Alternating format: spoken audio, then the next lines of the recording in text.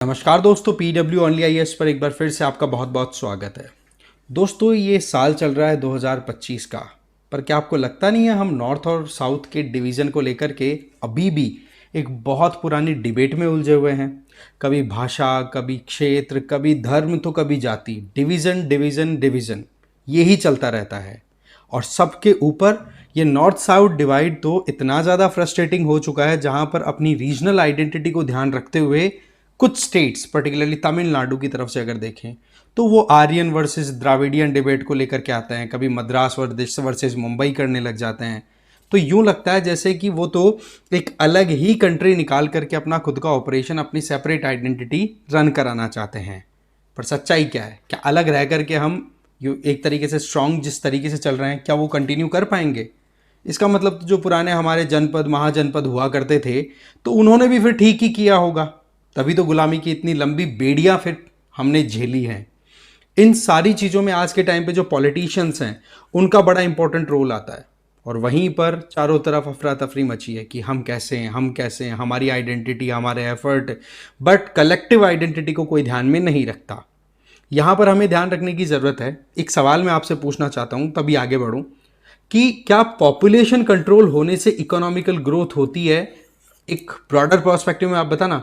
या फिर economic growth होने के कारण फिर लोग पॉपुलेशन को कंट्रोल करने लग जाते हैं? क्योंकि ये डिबेट यहाँ पर, ये जो नॉर्थ साउथ का डिबेट जो चल रहा है ना, उसमें सीधा हिट करने वाला है। क्योंकि यहाँ पर हम एक इंडिविजुअल की रिप्रेजेंटेशन की बात करने वाले हैं, हम एक प्रॉपर डेमोक्रेटिक सिस्टम की बात करने वाले हैं।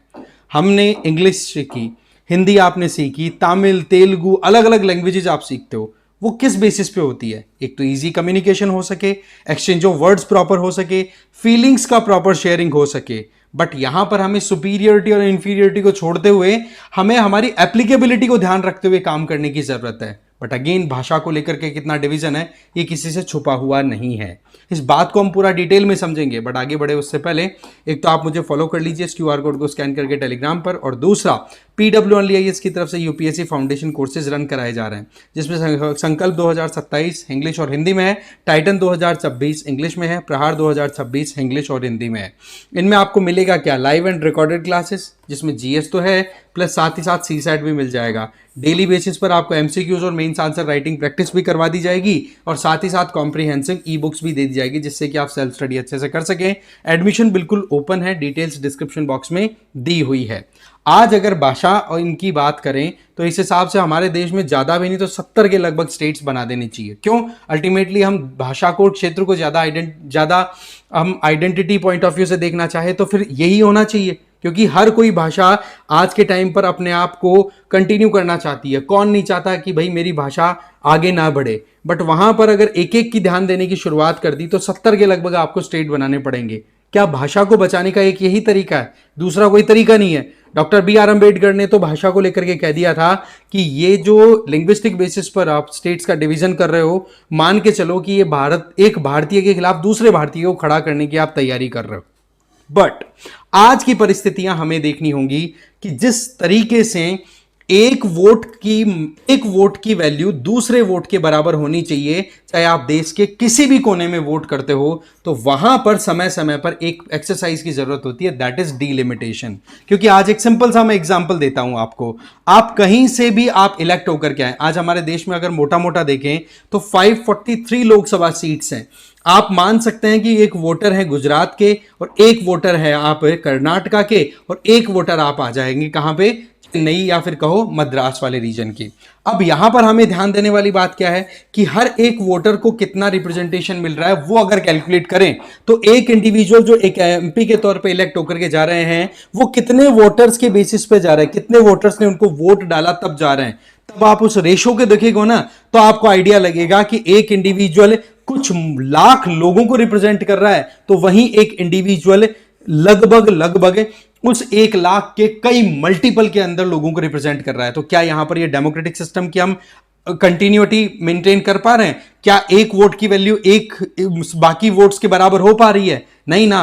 तो ऐसे में एक बहुत ज्यादा डेस्परेट नीड हो जाती है कि हम डिलिमिटेशन करें। और डिलिमिटेशन का मतलब सिंपल सा होता है कि आप डेमोक्रेटिक सिस्टम को मेंटेन करने की कोशिश कर रहे हैं, क्योंकि समय के साथ में पॉपुलेशन में परिवर्तन आना, पॉपुलेशन को इक्वल रिप्रेजेंटेशन देना है, तो डिलिमिटेशन होना चाहिए। आज अगर हम एक एग्जाम्पल के तौर पे देखें तो बेंगलुरु नॉर्थ में आप देखो, ये 5th लार्जेस्ट कॉन्स्टिट्यूएंसी है।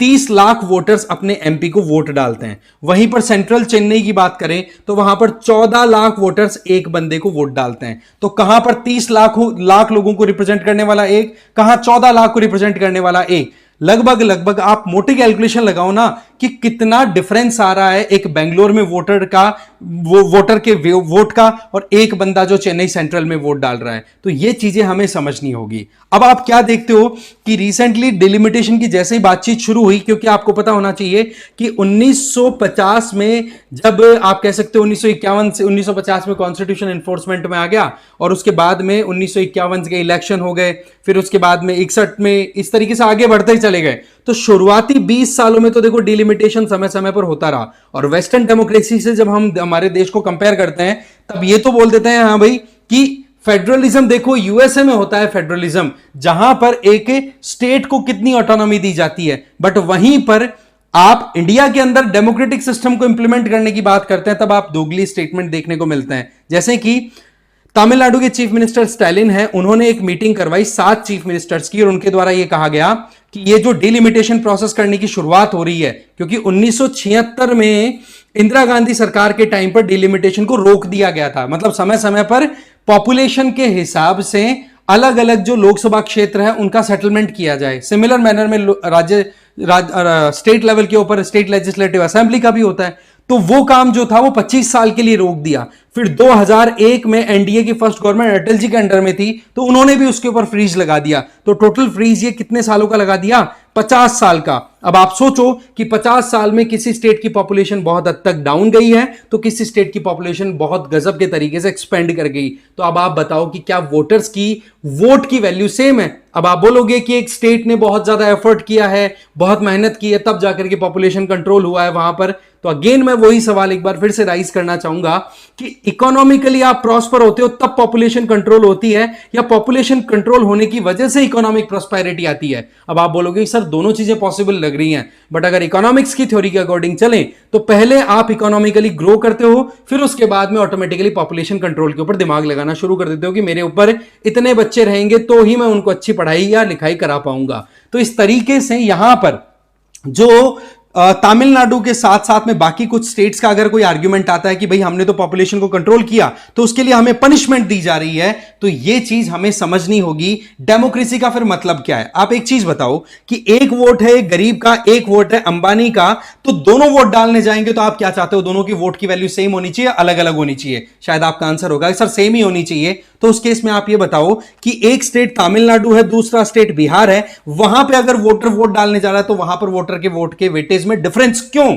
यह एक बहुत बड़ा सवाल है। यहां पर एम के स्टालिन ने जो मीटिंग बुलाई है, आप देखोगे केरला के चीफ मिनिस्टर वहां पर मीटिंग में आते हैं, Telangana chief minister, Andhra Pradesh chief minister, West Bengal chief minister, Punjab के चीफ मिनिस्टर, मतलब ऑपोजिशन रूलिंग के जितने भी लोग हैं वो सारे इकट्ठा होकर की कोशिश कर रहे हैं कि 2026 में जो डिलिमिटेशन का प्रोसेस एक बार फिर से स्टार्ट होना चाहिए, पॉपुलेशन के अकॉर्डिंग रीसेटलमेंट होना चाहिए, वो नहीं होना चाहिए, एक और फ्रीज लगना चाहिए। अब आप बताओ कि क्या यह डेमोक्रेसी का एक सिग्नल रहेगा कि आप डिलिमिटेशन को रोक रहे हो? Ultimately democracy is all about representation, और वहां पर एक इंडिविजुअल को रिप्रेजेंट करने की जब बात आए तो वहां पर वोट की वैल्यू बराबर आनी चाहिए। जैसे कि आप सिंपल बात देखो, तमिलनाडु की वोटर्स की संख्या उठा करके देखो, लगभग 72 मिलियन है, ठीक है, 72 मिलियन, और वहां पर उनको रिप्रेजेंट करने वाले एमपीज की संख्या है 39। वहीं पर आप यूपी की पॉपुलेशन, वोटर पॉपुलेशन देखेंगे तो 166 मिलियन है, और उनको रिप्रेजेंट करने वाले लोगों की संख्या है 80। तो ऐसी परिस्थितियों में अगर तमिलनाडु को रेफरेंस लिया जाए तो ऐसी परिस्थितियों में यूपी में ज्यादा भी नहीं तो 93 एमपीज होने चाहिए। अब सवाल यह आता है कि क्या तमिलनाडु को इस चीज के लिए पनिशमेंट देना ठीक रहेगा, क्योंकि उन्होंने अल्टीमेटली किया तो है अच्छा खासा कंट्रीब्यूशन। हमें यहां पर समझने की जरूरत है कि आप अगर लोकसभा में रिप्रेजेंटेशन की बात करते हो तो तमिलनाडु को अगर मान लो 30 सीटें 39 की जगह 300 सीटें आप दे दोगे तो क्या नॉर्दर्न स्टेट्स की प्रॉब्लम सॉल्व हो जाएगी क्या? आज सदर्न स्टेट्स की तरफ से क्या आर्गुमेंट आते हैं कि भाई फेडरलिज्म को खतरा है अगर डिलिमिटेशन किया जाता है, लैंग्वेज की प्रोटेक्शन के लिए डिलिमिटेशन को बड़ा ध्यान में रखने की जरूरत है, स्टेट में से कोई बाउंड्री अगर निकले तो ऑब्जेक्शन का तो पॉइंट बनता है। बट यहां पर आप बोल रहे हो कि फेडरलिज्म को खतरा है अगर डिलिमिटेशन होता है, तो ठीक है। साथ ही साथ लिंग्विस्टिक आइडेंटिटी क्राइसिस में आ जाएगी, हम लोगों ने बहुत मेहनत करके अपने आप को पैसे वाला बनाया है, गरीब स्टेट्स के चक्कर में हम क्यों भुगते हैं। साथ ही साथ सदर्न स्टेट जो हैं वो टैक्स ज्यादा पे करते हैं, ये आर्ग्यूमेंट तो आते हैं सदर्न स्टेट्स के। बट द पॉइंट इज कि नॉर्दर्न स्टेट्स के कंसर्न को भी तो एक बार सोचने की जरूरत है। आप देखिए कि नॉर्दर्न स्टेट्स में ड्रिंकिंग वाटर की प्रॉब्लम है, पीने के पानी की कितनी प्रॉब्लम है, साथ ही साथ अर्थक्वेक प्रोन रीजन है, क्लाइमेट चेंज का सबसे बड़ा खतरा अगर कोई उठा रहा है तो नॉर्दर्न स्टेट्स उठा रहा है, कहीं सूखा पड़ रहा है तो गजब की बाढ़ आ रही है। तो इन एस्पेक्ट्स को भी ध्यान देने की जरूरत है। दैट मींस कि जिसके पास में पैसा ज्यादा है, नो डाउट उसके हाथ में पावर ज्यादा है, उसमें कोई प्रॉब्लम नहीं है। बट यहां पर जब डेमोक्रेसी की बात आती है ना, तब आप ये मत देखो कि ज्यादा पैसे वाले के पास में ज्यादा वेटेज जाए, नहीं तो फिर अंग्रेज जो कर रहे थे वो तो सही कर रहे थे, फिर इसका मतलब कि जो ज्यादा टैक्स पे करते हैं उन लोगों को ज्यादा रिप्रेजेंटेशन मिलनी चाहिए। तो ऐसी परिस्थितियों में अगर सदर्न स्टेट्स ने जनसंख्या के ऊपर लगाम लगाई जिसकी वजह से उनको यह खतरा लग रहा है कि डिलिमिटेशन होने की वजह से number of constituencies southern states की रिड्यूस होंगी क्योंकि उनके पास में पॉपुलेशन कम है, तो ऐसे में उनका रिप्रेजेंटेशन कम होगा, तो वो बात अपनी खुल के नहीं कह पाएंगे। तो यहां पर हमें समझना होगा कि जो फंड अलोकेट होता है स्टेट वाइज उसका भी तो हिस्सा कम पॉपुलेशन वाले स्टेट में पर कैपिटा के हिसाब से डिवाइड ज्यादा होगा।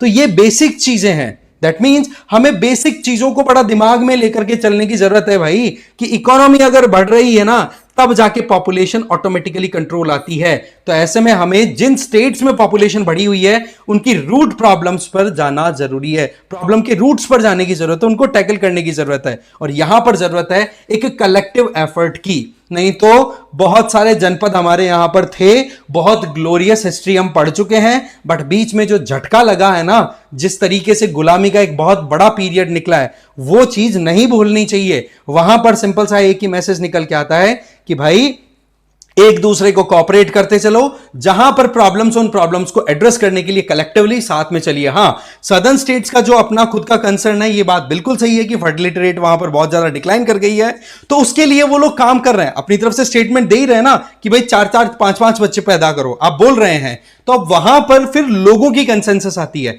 तो वो समझदारी लाने के लिए हमें एफर्ट करने की जरूरत है। और उसमें देखो, जब हम डेमोक्रेसी की बात करते हैं तो एक सिंपल सा फॉर्मूला है, ज्यादा कैलकुलेशन ही नहीं है, कोई गणित ही नहीं है कॉम्प्लेक्स, कि हर वोट की वैल्यू बराबर होनी चाहिए, चाहे फिर वो वोटर तमिलनाडु हो, लद्दाख का हो, लक्षद्वीप का हो, अरुणाचल प्रदेश का हो। सिंपल सी बात ही आती है अगर डेमोक्रेसी का मतलब हमें समझना है तो। अदरवाइज फिर उसके बाद में इंग्लिश जो अप्रोच थी, फिर वो चीज अपने आप में वेटेज लेके चलती है कि भाई जिसके पास में ज्यादा एफर्ट, जो समझदार ज्यादा है, पढ़ा लिखा ज्यादा है, जिसके पास में टैक्स पेमेंट की क्षमता ज्यादा है, उसको रिप्रेजेंटेशन ज्यादा मिलनी चाहिए, उसके वोट की वैल्यू ज्यादा होनी चाहिए, फिर उसमें प्रॉब्लम नहीं होनी चाहिए, राइट। तो ऐसे में दोनों हाथों में लड्डू रखना is not a good thing, यहां पर कलेक्टिवली काम करने की जरूरत है। बट यस, सदर्न स्टेट्स की जो कंसर्न्स हैं उनको भी साथ में एड्रेस करने की जरूरत है। तो लास्ट में मैं तो एक ही चीज कहूंगा कि देखो, मनभेद है ना, वो नहीं चलेगा, मतभेद फिर भी चलेगा कि हां भाई मेरा ये मानना है, मेरा ये नहीं मानना।